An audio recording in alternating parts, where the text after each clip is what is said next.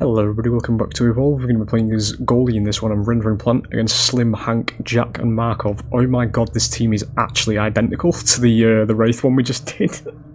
The only difference is it's regular Markov instead of Blitz Markov, which is just actually a downgrade. We'll do Savage for this one. I'm going to say what I said at the beginning of the Wraith video, just to get it, covered as a point in both videos. I know we're due an evac video and all that kind of stuff. We've just been doing monsters stuff recently. That's because, we recently started playing my side and just doing a different game on the channel for the fun of it. I'm going to tell you boys just where the majority of the audience is. I'd recommend my side to you. I've just finished it yesterday. At the time, obviously, it's still quite early on the upload of it at the moment. But yeah, at the present moment of recording this, I've actually finished it. The game is actually very good. In a couple of days' time, as I mentioned in the first video, just to brace you all, there's going to be a video of me going up crying. So, because it actually brought me to tears slightly in one of the moments where it bamboozled me, true to the nature of the themes of the game. So I get manipulated by a psychotic girl in it, which was always funny. Well, I thought it was funny watching it back, because it's just, there's a wobble in the voice that you'll hear towards the end of it, but, it is what it is. I do actually recommend the game because, as I said in the other video, the Wraith one as well, it did actually make me think of similarities to Evolve in terms of the way the story was told in that game. We're probably going to get trap jars, yep, that's fine, we'll just move on from that. Quite close to the drop zone. Because, as I said, without spoiling too much, if you do choose to watch it or just play it yourself, it's a similar kind of story where you're doomed from the start. Nothing actually matters, but it's how it's told, how it's done in my side. Because it was the same situation here in Evolve, if you weren't familiar. This world that you see is just fucked in general. Like, literally, the long and short of it, black and white, it's fucked. It's basically the law of Evolve is damage limitation, so you're basically just killing these monsters to rescue people from the maps, like the buildings, because there are actually armies of these things running around, because it is a massive infestation. But yeah, in terms of my side, it's the same kind of thing, but obviously not giant alien monsters. It's an anime girl. I can't really go any further into it because it will actually spoil it, but it is what it is. You just give me a nice kick, because you don't need to judge books by its cover. Just let it bird's eye. I'm just going to move on, because I do give things a go.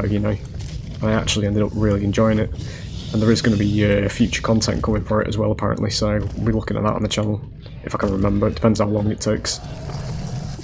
But it was genuinely refreshing, but we'll, leave it at that. We'll go back to the Evolve side of things, what we're here to play, now that that's over. We'll grab Rock, Leap and Fire, as we always do. Go up to stage 2. So we gain size, HP and damage whenever we evolve. It is your first video. I'm proud of you if it is, because you just sat through that off-topic discussion or rambling, so... but yeah, we're just going to top the armour back up to full and then we'll get in there. Off the top ropes, good. These into the meter as well. Now we will go and start fighting. Storm's rolling in, so I can't actually... We get splash on Jack with that. We are going to be going for Jack because he's the one that's caught us in this big net. We're actually going to be going for Hank because whenever Hank exists, you go for Hank or you die. Shielding's a little bit too good to ignore. Is this a god dome? Yeah, kind of.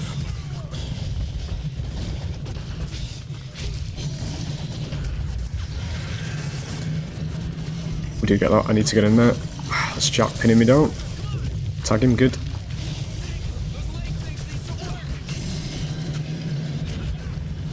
Let's see where we went.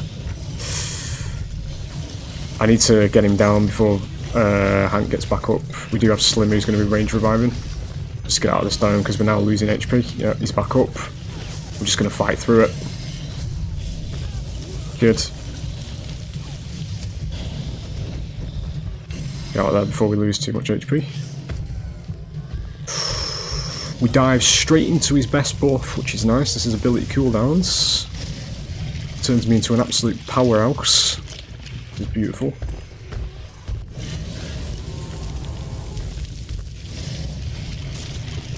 Pushing ever closer to stage 3 here now as well. We are going to go in for one more before we do evolve. That's actually going to give it to us.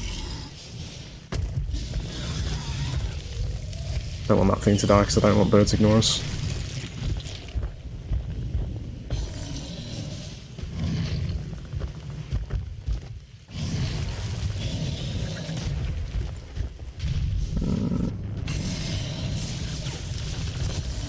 We do definitely need more strikes.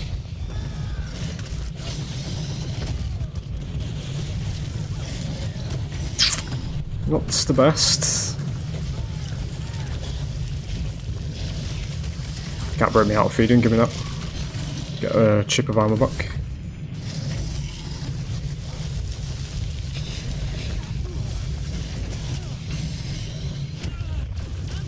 Good, we're going to cut the losses there.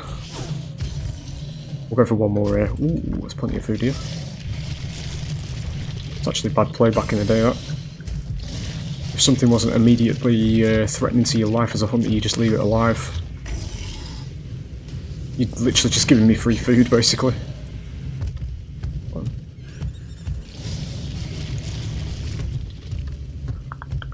Grab these and then we'll get in there. Ideally I want to get a strike on Slim, just to make him a bit more manageable.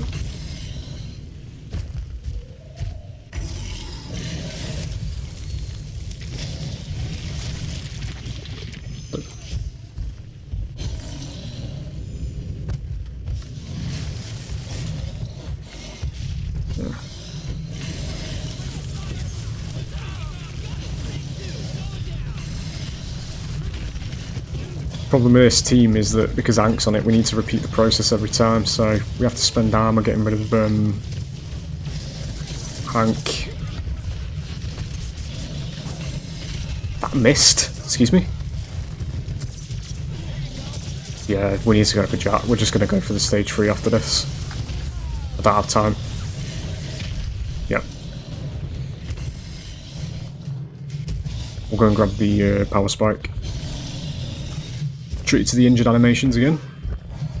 My boy's not doing so good. That's fine. It's about to change. Do gain some HP back from this.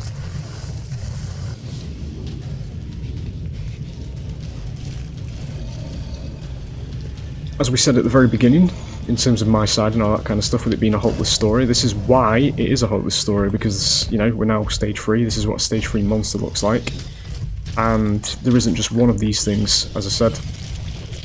As the evac campaign shows you at the end of it, there are literally armies of these things. And the sort of hidden background, but also in-your-face lore drop of the game itself is that these are 4 highly trained professionals, you know, against one monster in an army, like a sea of them, you know. That's what the sort of hidden implication is that you see. Even if they kill me here, it doesn't mean anything, you know, in the grand scheme of the lore. Thought he was going to go a bit further over there. I'm literally a drop in the ocean, you know. And the lore itself was because it was down to human stupidity that set the monsters free into the world. Because the technology they were using, the Patterson technology, opened a rift. And it was also damaging the monsters' world, so they're fighting for their own world at the same time. Which is also beautiful, because it's grey area villains are fighting for their own existence as well. It's just that this fight is incredibly one-sided, as it should be, you know. It goes into my personal, like, gripes with stuff like that, like it's, you know, Hollywood and all that kind of shit. If you think humans actually survive this shit, it's just, no, we really don't, you know. And this game didn't shy actually away from that. I need to, they keep poking me, I need to get armor before I go in. Yeah.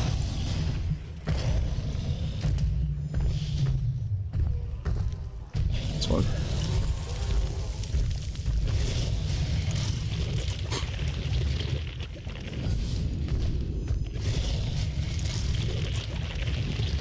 the end game for humans in this particular lore is basically planet hopping through a dying universe. That's what it is. It's about getting everybody off, which is what the evac campaign is. Get everybody off the planet, move to another one, set up base, wait for the monsters to arrive, basically. Live for however long that takes, and then rinse and repeat, you know? That's basically what the end game is for humans in this world. But obviously wherever the humans go, they're going to take the Patterson tech with them, because they need it to survive, so the monsters are going to know where they are as well, because they can sense it.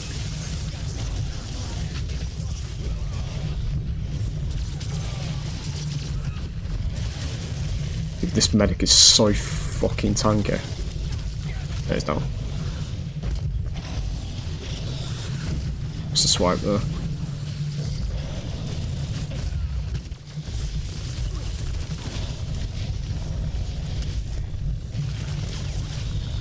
I was about to say, if that goes through, that's bad.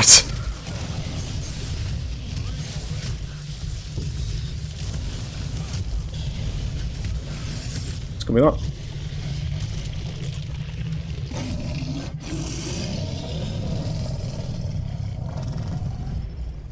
There it is.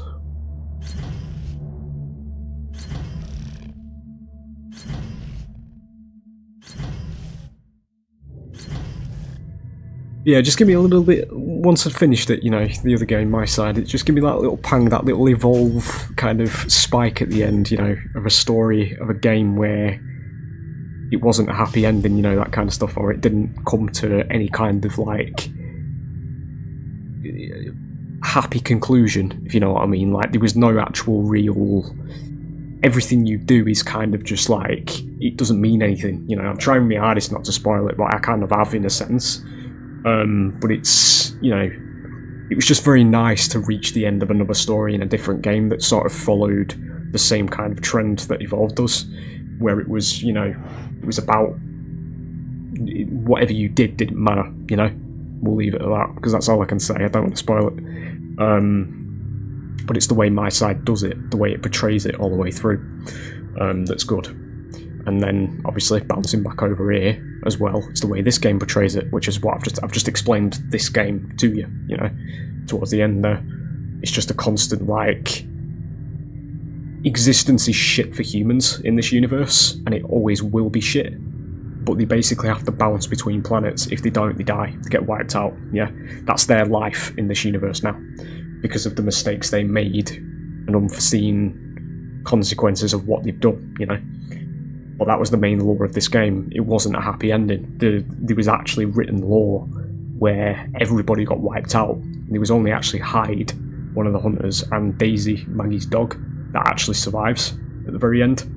And then the universe is like plunged into like a dark age, it says, where it's like there's not much life left at all, you know, anywhere, because the monsters have been basically infested every planet, that kind of thing. Because that's actually how many there is, which is kind of unfathomable, you know, because it's an organism that rapidly evolves to every situation. It essentially evolves in this instance to just take over a universe by numbers, you know. Whilst also adapting to whatever it's fighting against, which is what you've got with all the 5 monsters we saw in the actual game, you know. The relevance of that is, if you look at Kraken's lore is actually that he's a direct response to Markov's lightning gun. The hunter you saw here on the assault, the guy that was shooting lightning at us. Kraken is a result of too many Goliaths being hit by lightning, essentially. So it evolves into the Kraken, and it goes from there, you know, that kind of thing. But there you go, it is what it is anyway. Hope you've enjoyed as always, and I will hopefully see you for the next one. Bye.